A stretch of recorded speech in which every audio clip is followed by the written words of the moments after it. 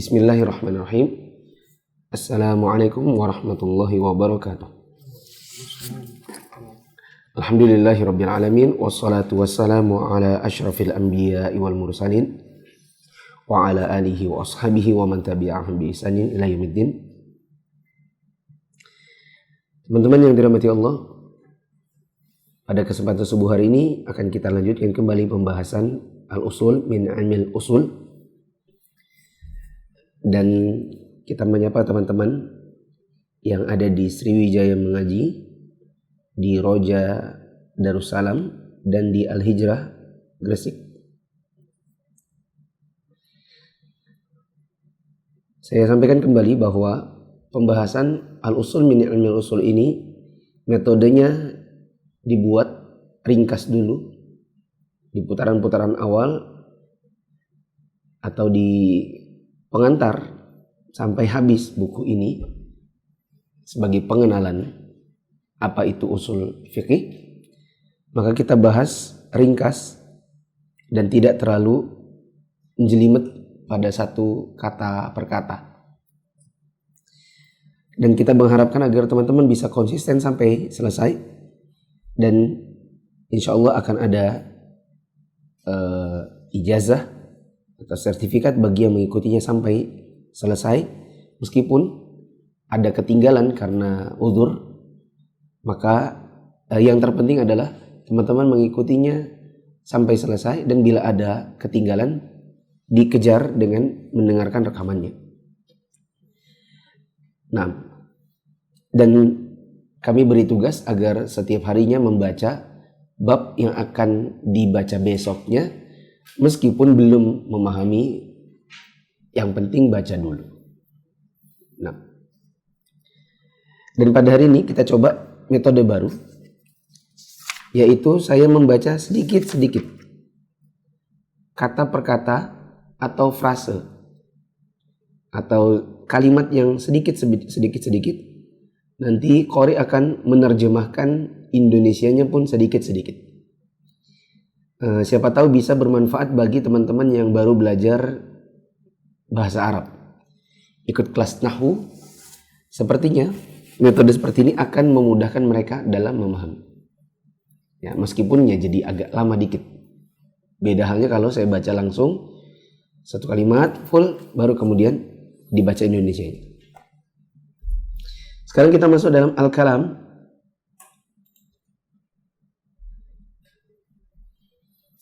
Atas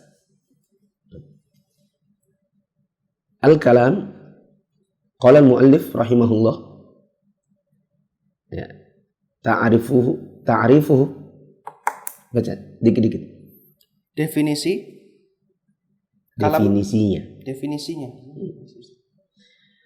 Al-kalamu lughatan, kalam secara bahasa. al-kalam secara bahasa, al-lafzu al-mawdu'u li ma'nan, lafaz yang diletakkan untuk suatu makna. al-kalamu ta'rifuhu, Kalam definisinya.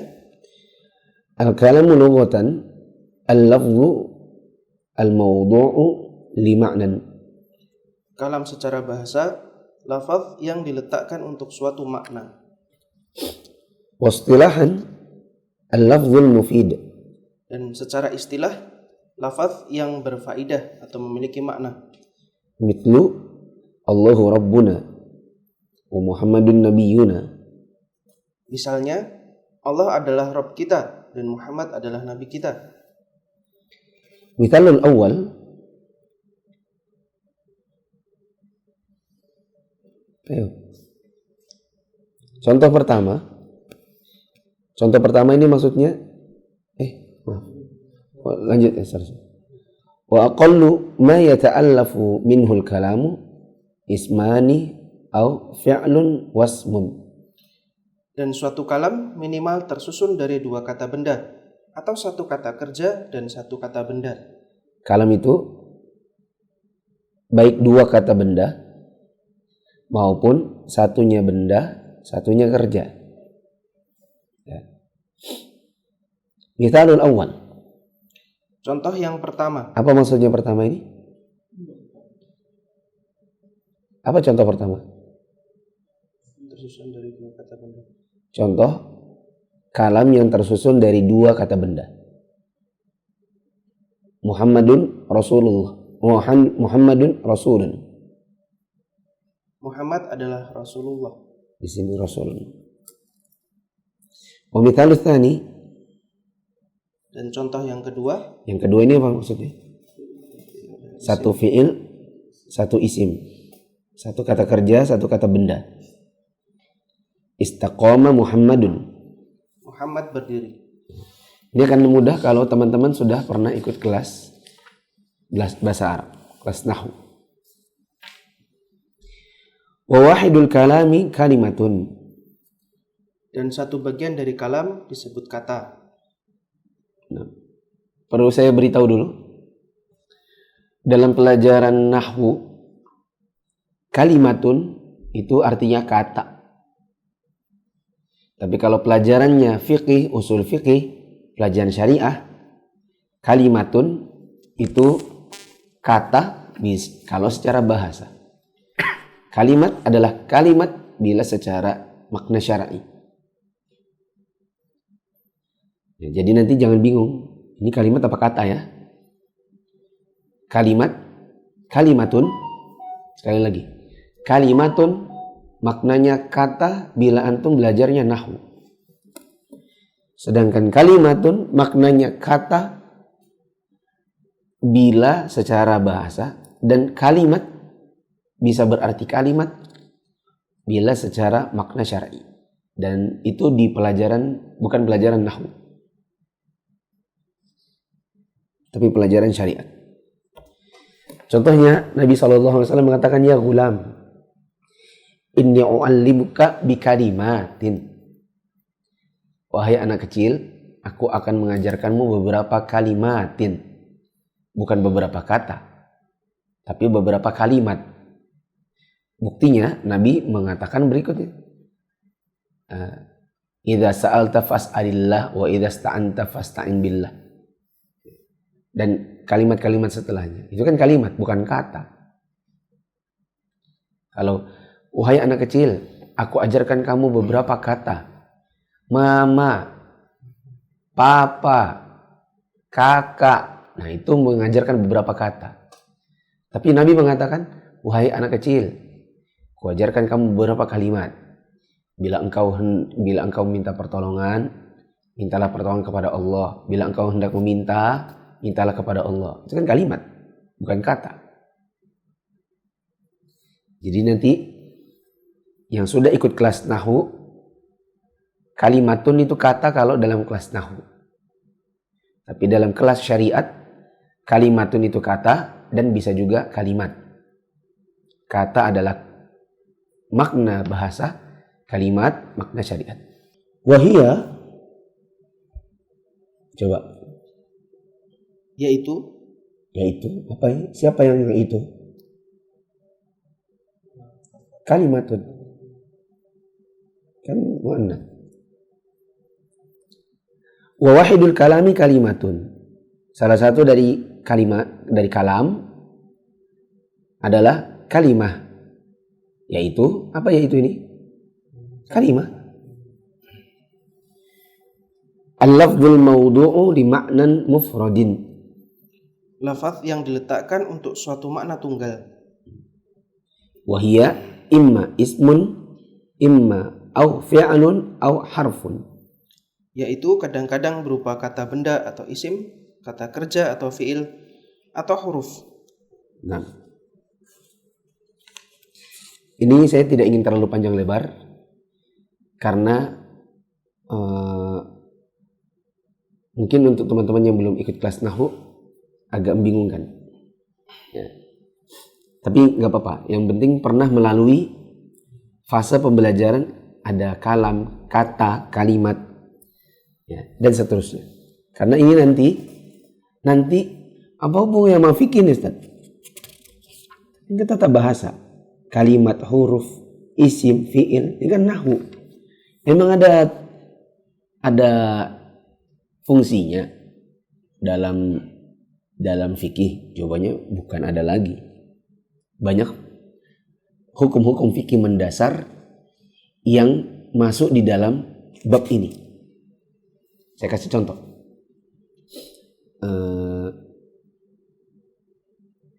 Kata Allah Subhanahu wa taala, walladzina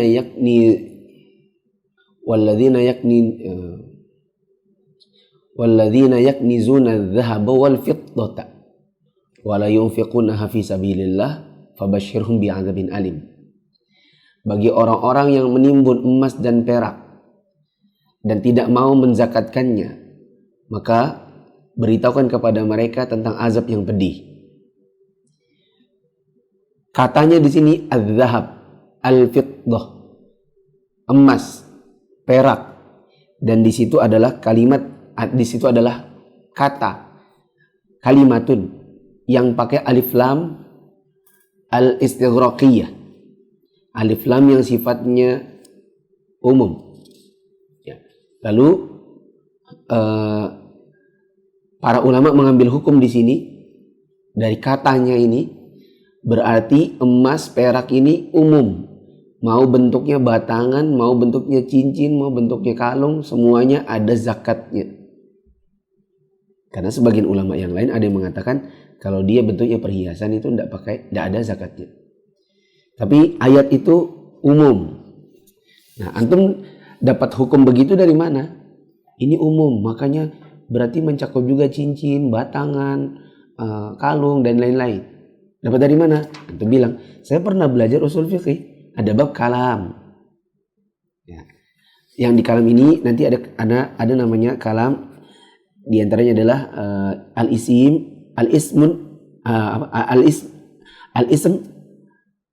yang sifatnya umum, ya. Yaitu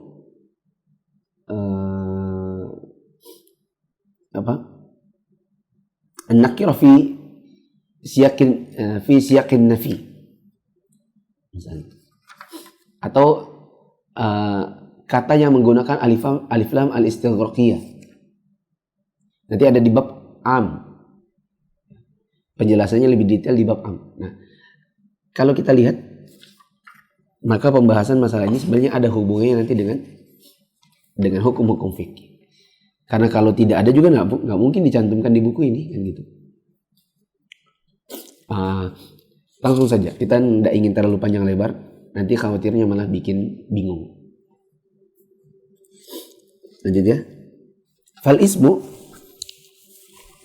isim atau kata benda, ma dalla ala ma'nan, apa-apa yang menunjukkan makna fi nafsihi, pada dirinya sendiri, makna dirinya sendiri, min ghairi isy'arin bi zaman, dengan tidak menunjukkan waktu tertentu. Nah, misalnya rumah, itu kan kata benda isimnya. Rumah kapan? Bukan rumah kapan,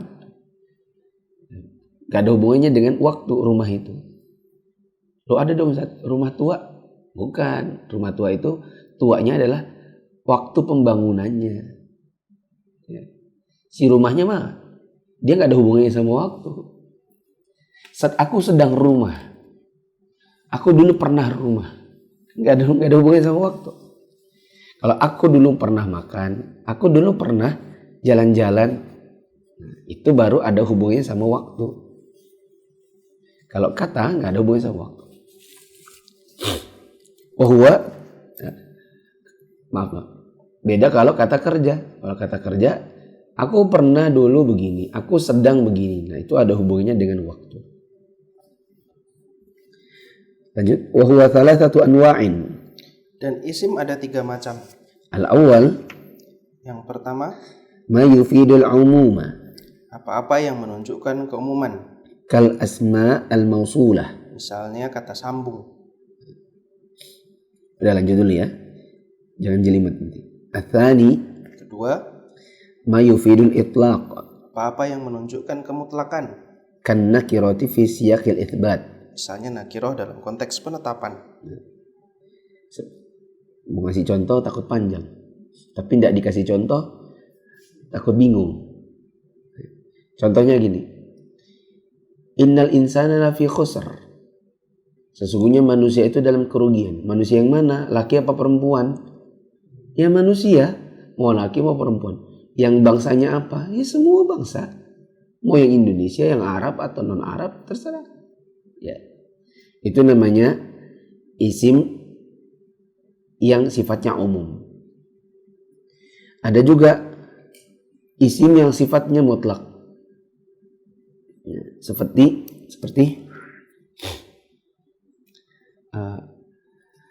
panggil satu orang, anaknya 10, panggil satu orang. Yang mana Pak? Satu orang, yang manapun. Ya. Yang penting jumlahnya satu. Nah itu namanya mutlak. Namanya mutlak. Apa bedanya umum sama mutlak? Dah, ntar aja. Takutnya malah kepanjangan. Ats-tsalits, Ketiga, mayufidul khusus. apa-apa yang menunjukkan kekhususan. Kal a'lam. Misalnya nama orang. Si Ari, itu kan nama orang. Itu namanya isim. Dah, lanjut dulu ya. Takutnya jelimet.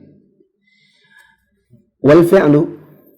Fi'il atau kata kerja. Ini berikutnya ya. Tadi kan sudah dikatakan kalam itu salah satunya adalah kata.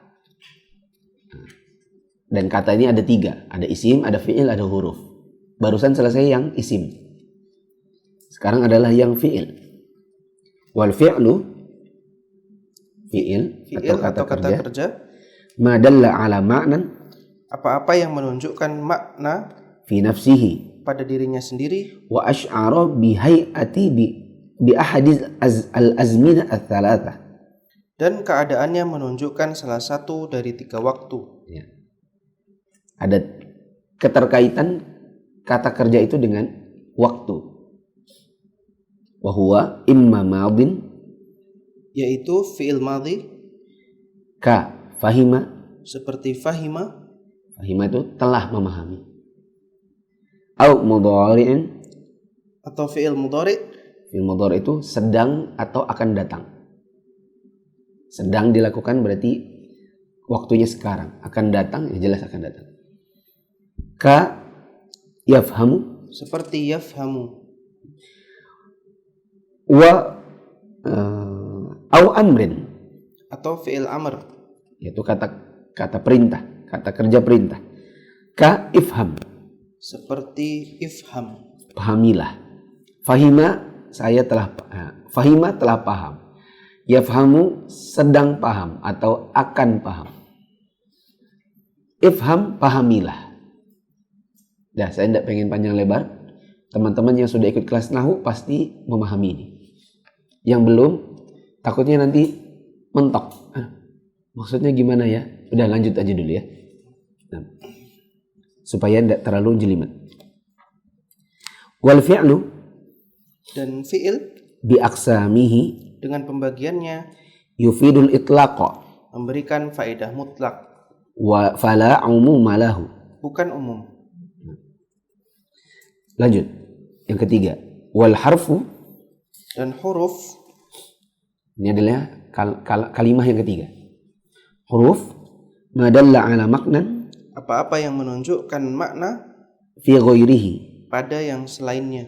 Maksudnya huruf itu dianya doang tidak ada maknanya. Tapi kalau dianya ketemu sama yang lain, ketemu sama isim misalnya, maka nanti isimnya jadi bermakna. Seperti dan. Apa coba dan? Dan. Maksudnya? Dan. Ini tidak jelas. Masih ingat ini? Lelucon zaman dulu.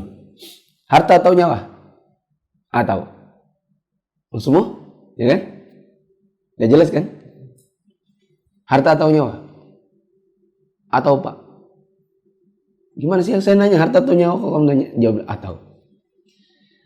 Udah jelas karena memang dia tidak menunjukkan makna pada dirinya sendiri. Tapi ketika ada dia, yang lain jadi paham, yang lain jadi bisa dipahami. Harta atau nyawa? Coba kalau ataunya yang dibuang. Harta nyawa. Kita yang nanya, maksudnya? Gitu. Paham enggak? Jadi dengan adanya huruf yang lain bisa dipahami. Ustaz, huruf itu bukannya alif, ba, ta, sa, itu lain lagi. Itu ada di pembahasannya di nahwu. Nah, lanjut dulu ya. Yang penting antum tahu tadi paham. Atau sama tanpa atau jadi paham kan? Nah, minimal itu.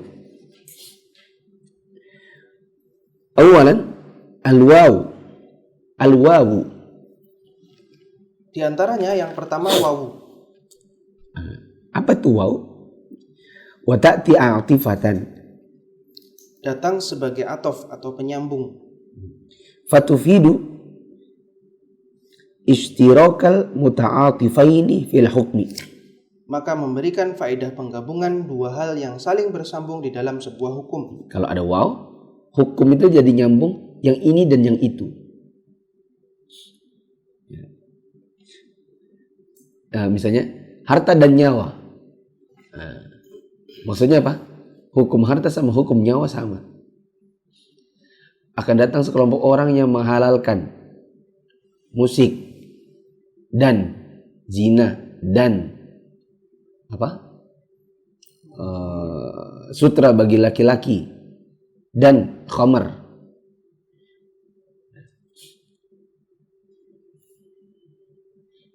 Sayati qaumun min ummati yastahinul hira wal harira wal khamra wal ma'azif. Itu waw. Artinya ada kesinambungan hukum antara yang ini dan yang itu. Ya. Wala taqtadi at-tartiba wala tunafihi illa bidalil. Tidak menunjukkan urutan dan tidak menafikannya kecuali dengan dalil. Ya. Tidak ada urutan di situ. Telah datang Adi dan Ida. Siapa yang duluan? Sudah aku bilang dan. Kalau dan itu berarti bareng, gitu maksudnya. Ibu memasak dan mencuci. Yang mana yang duluan? Nah, saya sudah bilang tadi dan mencuci. Kalau dan itu berarti apa? Bareng. Dan tidak usah dihilangkan urutan, tidak usah ditanyakan urutannya. Kecuali kalau ada dalil. Kecuali ada dalil yang menunjukkan urutan. Kedua, tsani al-fa'u. Yang kedua, fa. Wa ta'ti a'tifatan. Datang sebagai atof atau penyambung. Wa tufidu ishtirakal muta'atifaini fil hukmi. Maka memberikan faedah penggabungan dua hal yang saling bersambung di dalam hukum. Dia bareng hukumnya. Tapi ma'at tertibi wa ta'kibi. Dengan berurutan dan beriringan dan datang dengan sebab. Dia merupakan hubungan sebab akibat. Atau minimal ada urutan. Wa ta'ti sababiyatan fatufidu ta'lil. Dan beriringan dan datang dengan sebab dan memberi faedah taklil atau alasan. Misalnya telah datang si Adi, fa ida. Fa di sini artinya kemudian, karena menunjukkan urutan. Ketiga, al-lamul jarratu. Al-lamul jarrati. Al-lamul jarratu. Al-lamul jarrah Walaha ma'anin. Memiliki beberapa makna. Minha. Di antaranya At-ta'lilu. Sebab. Yaitu sebab atau karena. Kalau datang li itu bisa jadi artinya karena. Wat tamlik. Kepemilikan. Punyanya siapa. Kemudian wal ibahati. Dan kebolehan. Keempat, ala al-jarrati. Ala al-jarratu. Alal al-jarrah. Walah ma'anin. Memiliki beberapa makna. Minha al-wujubu. Di antaranya wajib. Seperti alaikum bisunnati. Alaikum. Wajib bagi kalian. bukan atas kalian. Mengartikannya nanti bukan di atas kalian sunnah, tetapi wajib bagi kalian sunnah. Saya tidak ingin panjang lebar, takutnya nanti jelimet. Ini aja udah jelimet bagi yang belum, mungkin bagi yang belum mengikuti kelas bahasa Arab. Tapi insya Allah ada yang bisa dipahami. Lanjut, aqsamul kalami, Jenis-jenis kalam. yang qasimul kalamu Kalam terbagi bi'tibari imkani wasfihi dari segi kemungkinan disifati bisadqi wa adamihi benar dan tidaknya ila qismaini. dengan dua macam. Kalam itu bisa dibagi menjadi dua bila ditinjau dari kemungkinan benar dan tidak benar. Apa saja itu? Khobarin wa insya'in, yaitu khobar dan insya'. Itu di PDF-nya kurang, harusnya dia sebutkan. Kalam terbagi dari sisi kemungkinan disifati benar dan tidaknya dengan dua macam, yaitu khobar dan insya'. Baru di bawahnya khobar atau berita. Fal khobar atau berita ma yumkinu an yusofa, Kalam yang mungkin disifati bisadqi awil kadhibi li dzatihi, dengan benar atau dusta pada asalnya. Maksudnya gini aja. Mamamu sudah datang. Bohong kamu. Masa sih? Perkataan ini, mamamu sudah datang, itu bisa disifati benar, bisa disifati dusta. Masa sih? Bohong. Nah, itu menyifatinya dusta. Kalau mana? Itu menyifatinya benar. Paham ini? Paham? Ini namanya khobar. Di Indonesia kan orang namanya kabar pagi, alias berita. Alias berita itu bisa jadi benar, bisa jadi dusta. Gitu. Fakharaja biqaulina ma yumkinu an yusafa bis-sidqi awil kadhibi al-insya'. Maka keluar dari perkataan kami apa-apa yang mungkin disifati dengan benar atau dusta, al-insya'. Karena insya' itu mencakup perintah dan larangan. Contoh insya' itu gini. Berdiri. Wah, Bapak ini bohong. Loh, maksudnya? Saya kan suruh kamu berdiri, kok saya dibilang bohong? Tapi kalau yang di belakang ada yang berdiri loh, bohong Bapak. Itu baru benar. Tapi kalau kamu yang berdiri di belakang, berdiri. Kamu yang berdiri di belakang, ini upacara, berdiri. Bohong. Loh, kok bohong? Karena kata perintah itu tidak bisa disifati apa? Benar atau dusta. Begitu juga misalnya, jangan makan dulu, belum waktunya buka. Jangan makan dulu. Bohong mama. Loh, mama bilang jangan makan dulu. Belum waktu buka, itu khobar namanya. Berita. Paham ini? Adapun larangannya, jangan makan dulu.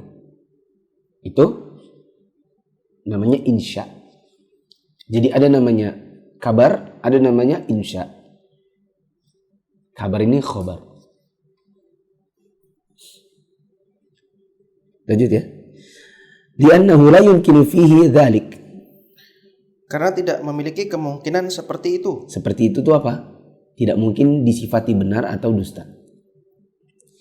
Fa inna madlulahu laisa mukhbaran anhu.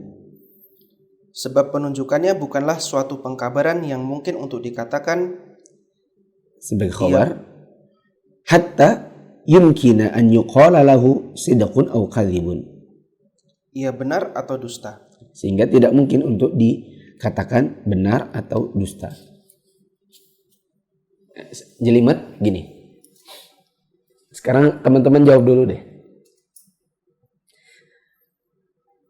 Saya sudah capek. Itu khobar atau insya. Hari ini hidung saya mampet. Khobar apa insya? Khobar. Ambilkan minum. Insya. Paham kan?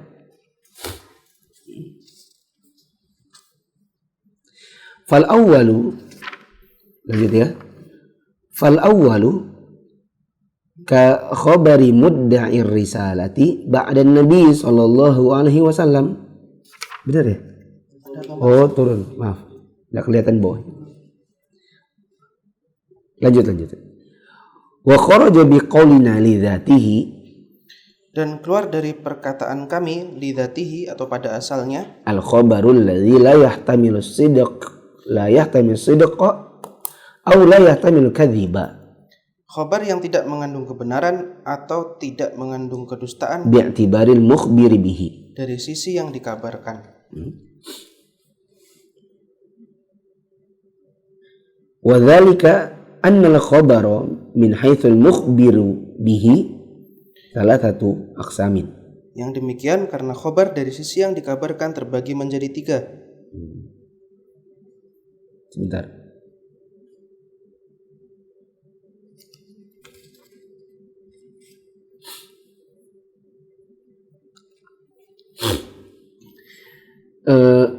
Khobar itu adalah yang bisa disifati, bisa dibilang dusta, bisa dibilang benar secara zatnya. Kalau dikatakan secara zatnya berarti ada 3 kabar yang tidak bisa dikatakan kabar. Ada 3 model yang tidak bisa dikatakan kabar dari sisi dusta dan tidak dusta. Ya. Ditinjau dari apa? Dari konten kabar dan yang mengabarkan. Dari konten kabarnya dan si yang mengabarkannya. Yang pertama adalah, dan ini ada 3 model. Yang pertama adalah ma la yumkinu wasfuhu bil kadhibi ka khabarillahi wa rasulihi al-athabiti anhu. Pertama, yang tidak mungkin disifati dengan dusta, seperti khobar dari Allah dan Rasulnya yang telah sahih darinya. Al-Quran, sunnah yang sudah sahih itu tidak boleh didustakan. Allah mengatakan begini, bohong. Itu malah mendustakan kabar yang tidak bisa didustakan. Nanti kalau dalam bab akidah, jatuh dia ke dalam kekufuran. Atsani ma la yumkinu wasfuhu bis-sidqi kal khabari 'anil mustahili syar'an aw aqlan. Kedua, yang tidak mungkin disifati dengan kebenaran seperti khabar tentang sesuatu yang mustahil secara syar'i atau secara akal. Kalau yang pertama tidak mungkin didustakan, yang kedua tidak mungkin dibenarkan. Yang tidak mungkin didustakan adalah Al-Quran dan Sunnah Sahih. Yang tidak mungkin dibenarkan adalah yang mustahil, baik secara syar'i maupun secara akal. Fal awwalu, yang pertama mustahil secara syar'i. Yang pertama yaitu yang mustahil secara syar'i. Ka khabari mudda'ir risalati ba'da nabi.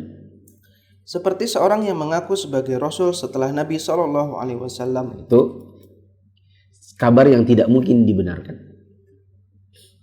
Wathani, dan yang kedua mustahil secara akal. Yang mustahil secara akal kal khabari an ijtima'in naqidaini.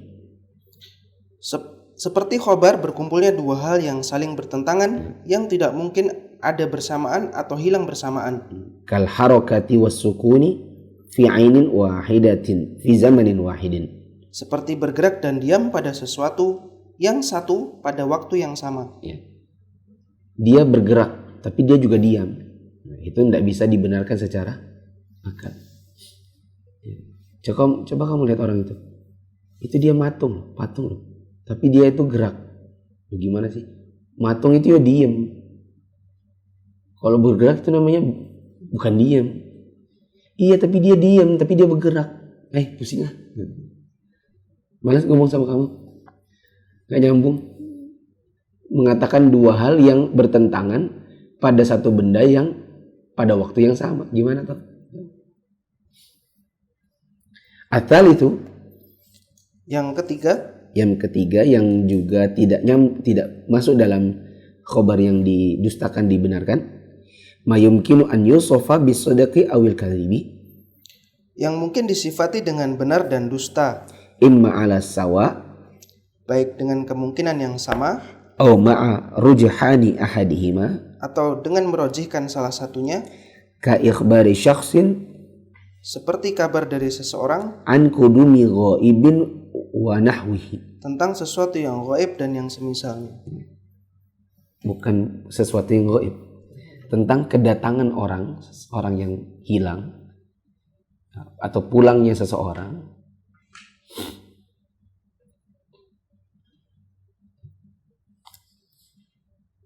Ya, boleh juga ya. Tentang berita gaib. Capek enggak?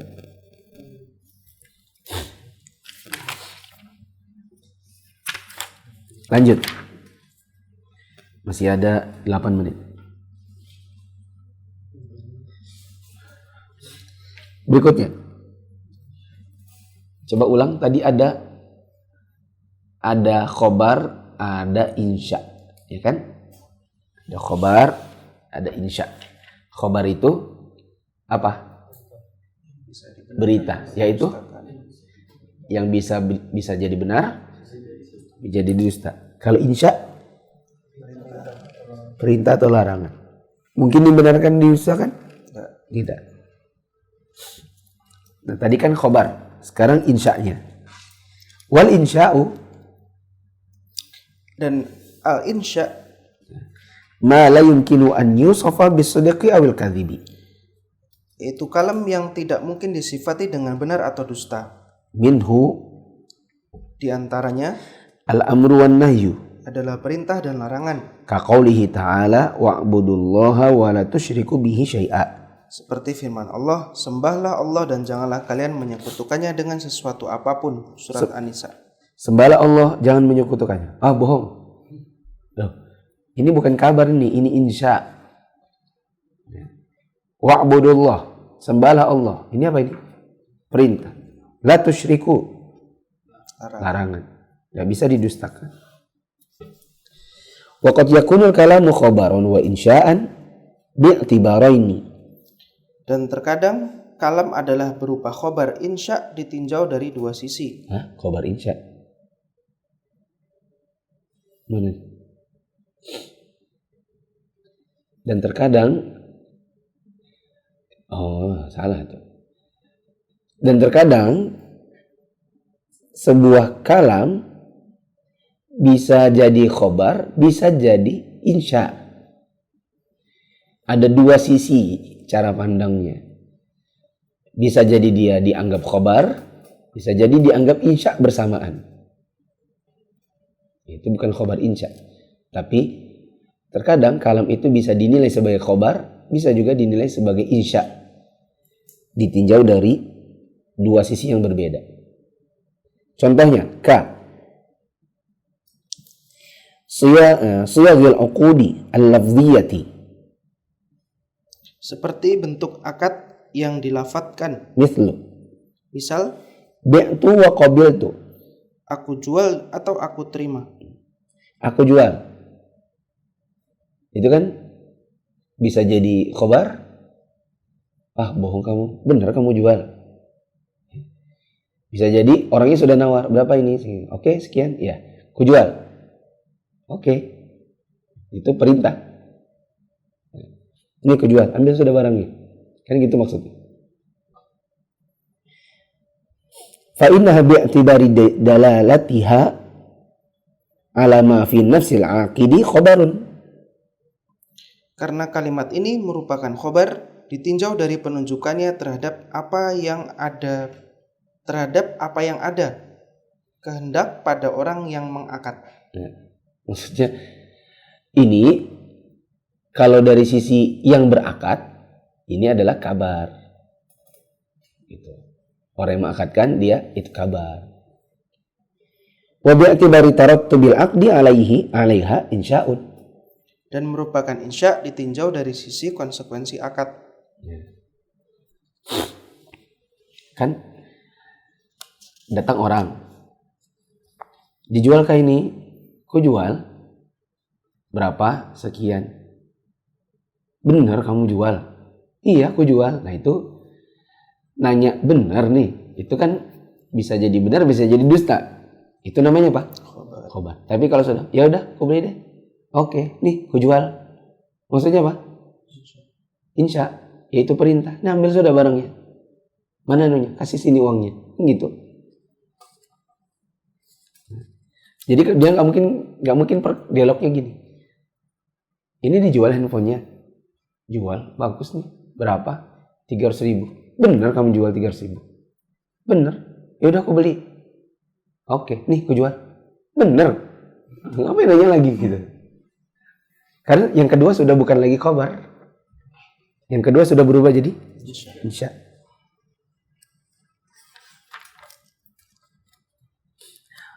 Sedikit lagi. Ini bagian akhir sudah. Waqad ya'til kalamu bi suratil khabar wal muradu bihi al insya. Terkadang kalam datang dalam bentuk khobar, tapi yang dimaksud dengannya adalah insya. Wa bil aksi li faidatin. Dan sebaliknya untuk suatu faidah. Bisa jadi khobar itu insya, bisa jadi insya itu ternyata khobar. Karena untuk suatu faidah. Contoh, mithalul awal. Contoh yang pertama. Apa yang pertama ini? Firman Allah Subhanahu wa taala. Apa maksudnya contoh pertama? Khobar. Ya, khobar tapi maksudnya insya. Contohnya khobar bentuk insya. Maksudnya insya. Qauluhu ta'ala. Firman Allah Subhanahu wa taala. Wal mutallaqatu yatarabbasna bi anfusihinna thalathata quru'. Dan perempuan-perempuan yang diceraikan hendaklah menunggu 3 kali quru'. Nah, sebenarnya nggak ada hendaklah. Hendaklah ini nanti kalau kita maknai baru dapat kata hendaklah.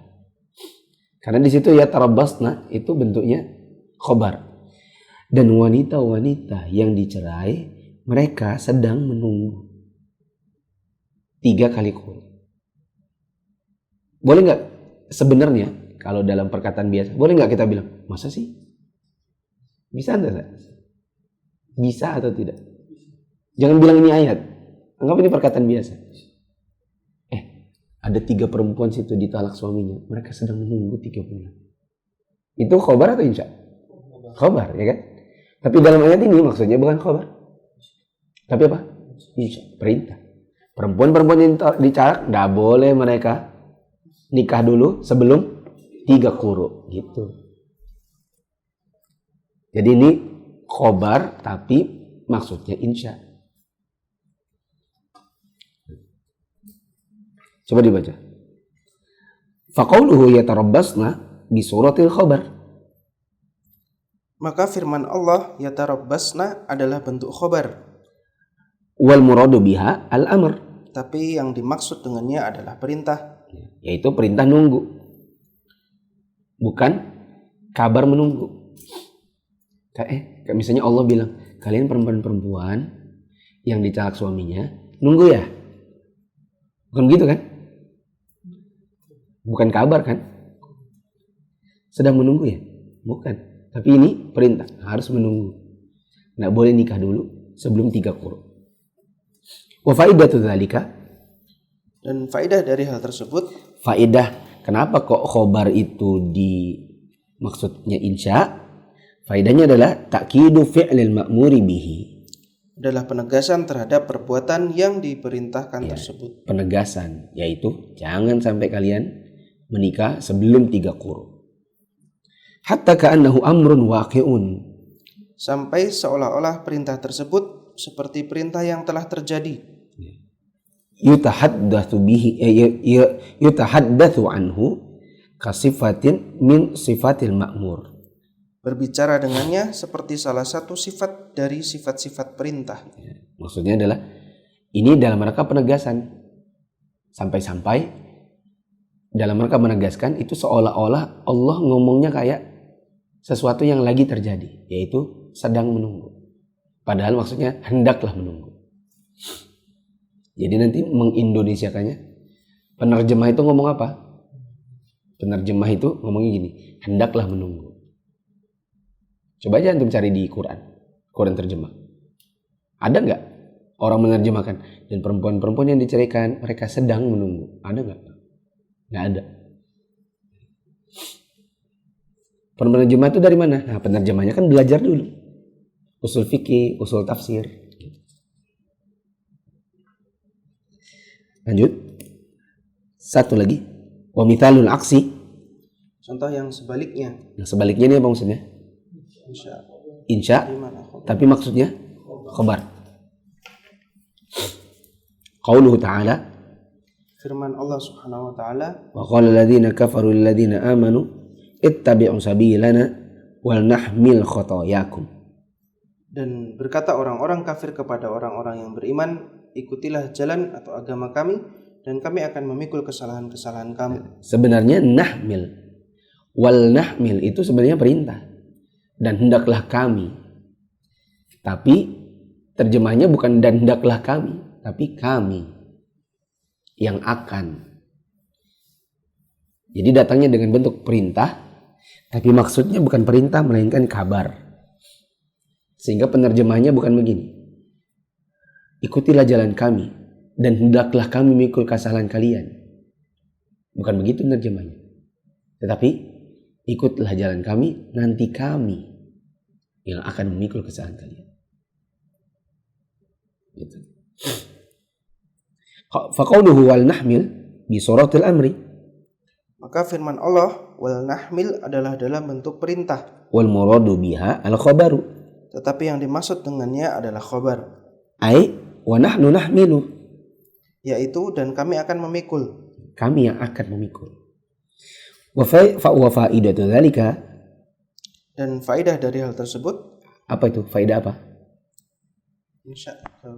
Khabar, insya, tapi maksudnya khabar. Tanzilu syai'i al-mukhbaru anhu manzil al-mafrudil mulzami bihi. Adalah menempatkan sesuatu yang dikhabarkan tersebut pada tempat yang diwajibkan dan diharuskan dengannya. Yaitu maksudnya adalah untuk menempatkan berita pada posisi keharusan. Nah itu dulu. Pusing?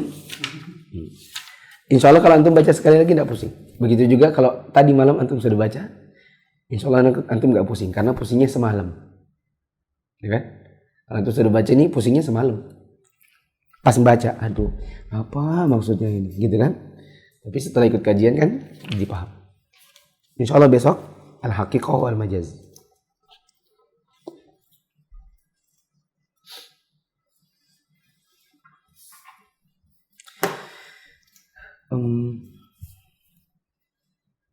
Ada pertanyaan?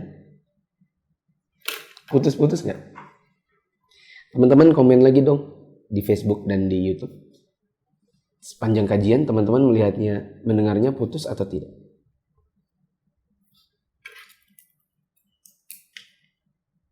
Nanti menjadi pertimbangan. Masih putus-putus. Putus. Sampai 653. Harus dipertimbangkan nanti kalau memang putus, kita harus upload ulang.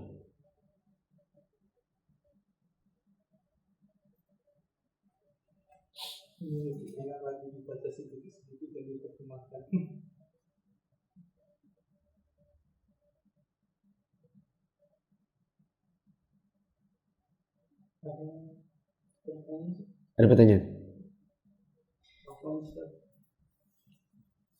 Bentar.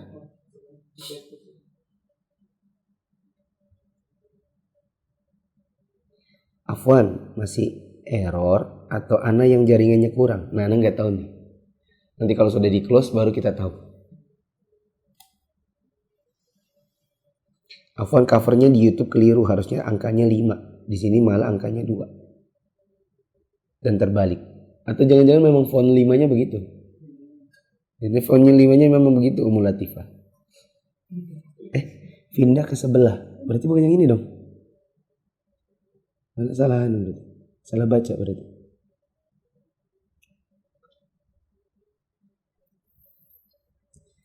Ini pada bagus nggak?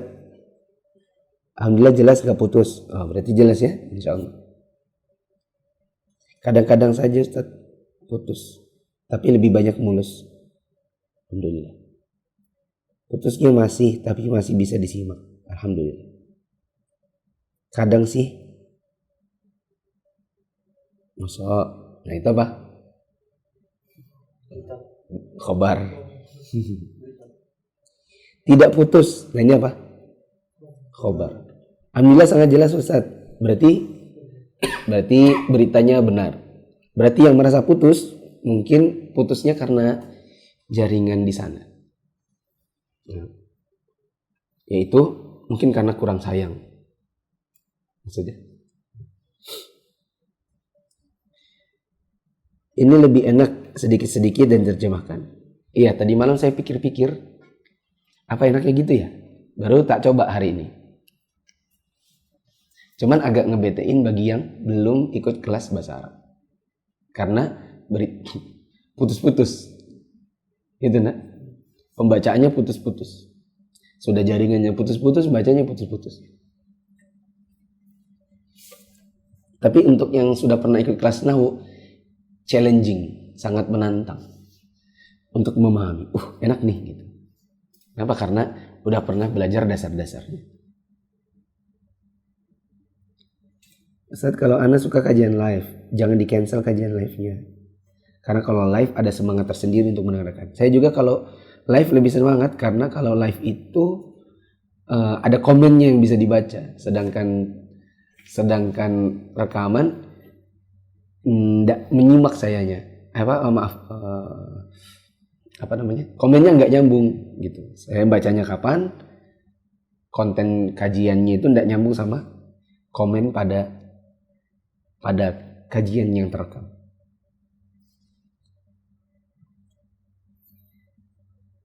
Namun Ustaz sekarang suaranya hilang-hilang. Tapi 48 menit yang lalu. Just now rata-rata semua bagus. Alhamdulillah. Izin tolong jelaskan jenis khobar ketiga tadi karena kurang jelas Ustaz. Khobar ketiga tadi maksudnya adalah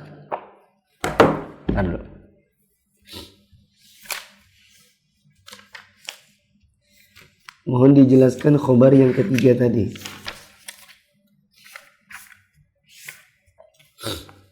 Al-thalith ma yumkinu an yusafa bis-sidqi awil kadhibi imma 'ala as-sawa'i aw ma rujhani ahadihima ka ikhbari syakhsin an qudumi ghaibin wa nahwi.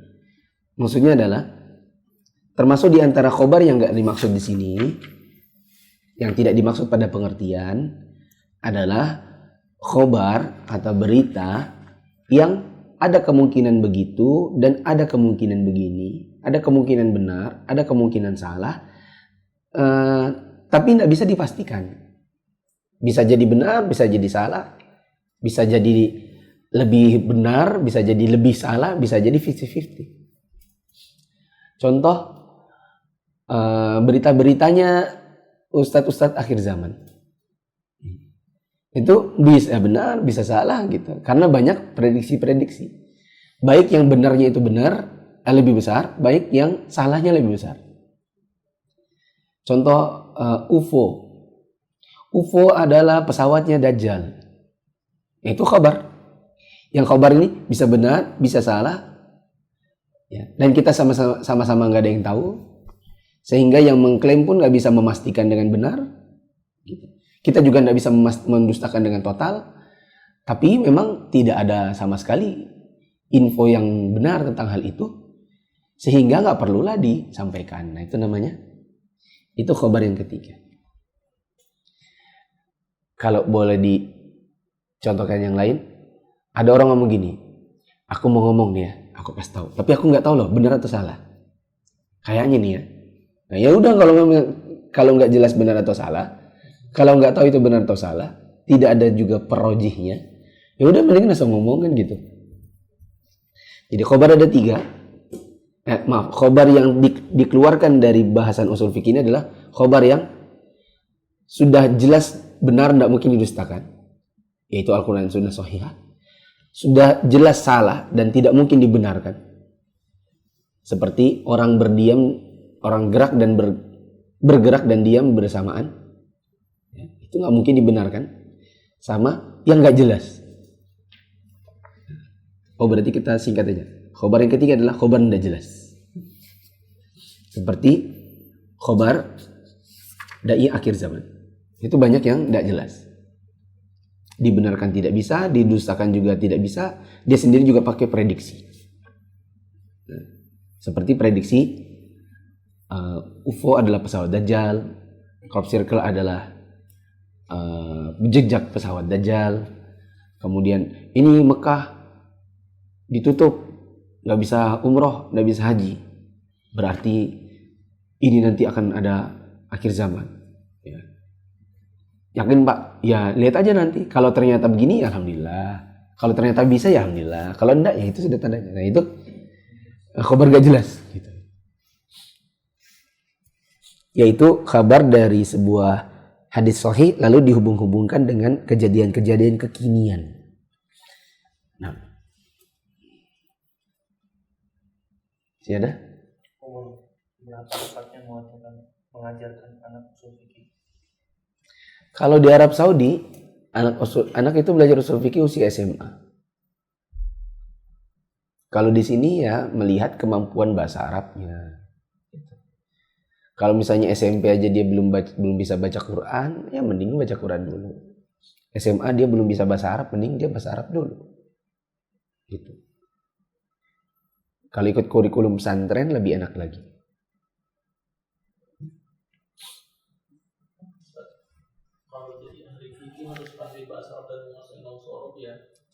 Jadi ahli fikih harus pandai bahasa Arab ya. Iyalah. Nah itu insya tuh. Ya.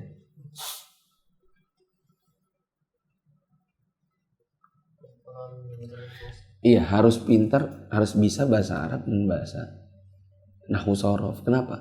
Karena berapa banyak hukum-hukum yang bisa dirojihkan dengan menggunakan bahasa Arab. Tapi nah, ini ada peringatan. Tapi jangan semua hukum diawali dengan pembahasan bahasanya dulu. Ya. Karena memang sebuah kata, kalimat dalam bahasa Arab itu ada makna bahasa, ada makna syar'i. Berapa banyak yang bahasanya nggak nyambung sama syar'i, tapi kita wajib mendahulukan kalimat syar'i ketimbang kalimat bahasanya. Nah, seperti maulid. Apa hukumnya maulid? Hukumnya maulid wajib. Anda kalau tidak membenarkan maulid, maka Anda akan, itu namanya mendustakan agama. Kata sebagian dai-dai terkenal. Kita bilang, Mas, maulid itu maknanya makna syar'i. Ente gini gimana sih? Orang juga di mana-mana memaknai maulid itu adalah bukan soal kelahiran Nabi. Semua yakin Nabi itu pernah lahir. Gak usah dilarikan ke sana, itu kan kalimat bahasa. Nah, yang dimaksud itu adalah merayakan kelahiran Nabi itu loh. Gak nyambung. Itu namanya kita dahulukan makna syar'i ketimbang makna bahasa.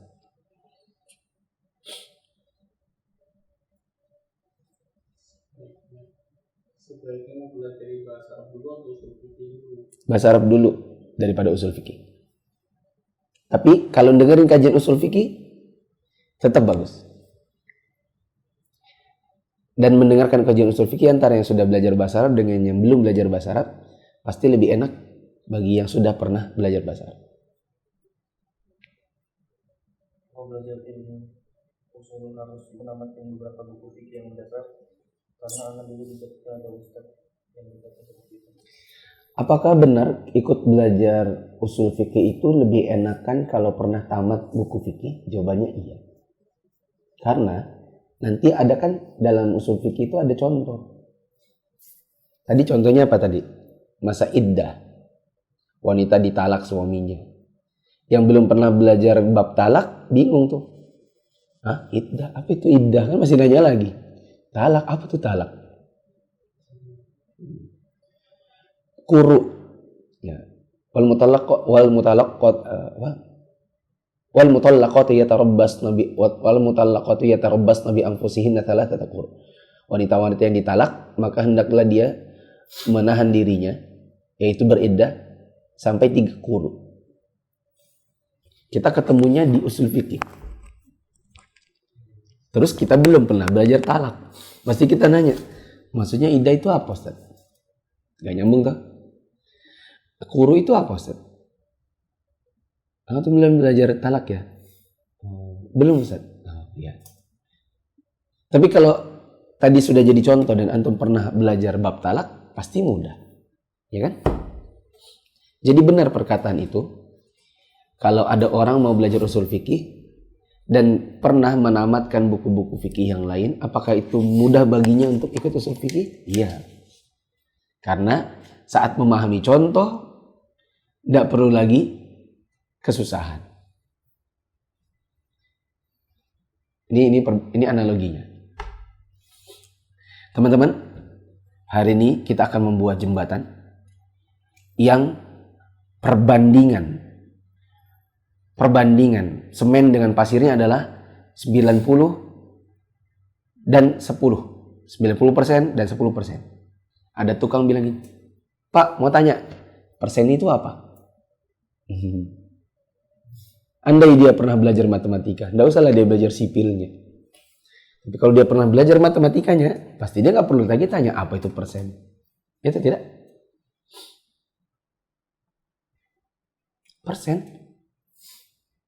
Kamu nggak tahu persen?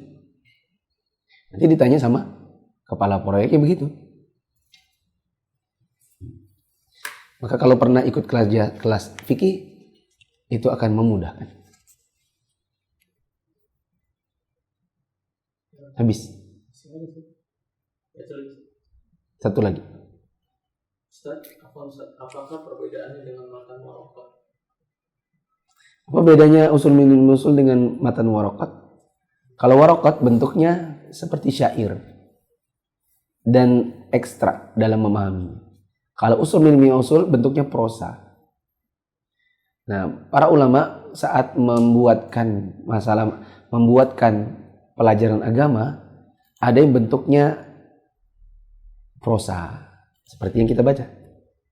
Ada yang bentuknya nazm, yaitu bentuk syair. Biasanya dilakukan dengan lagu syair.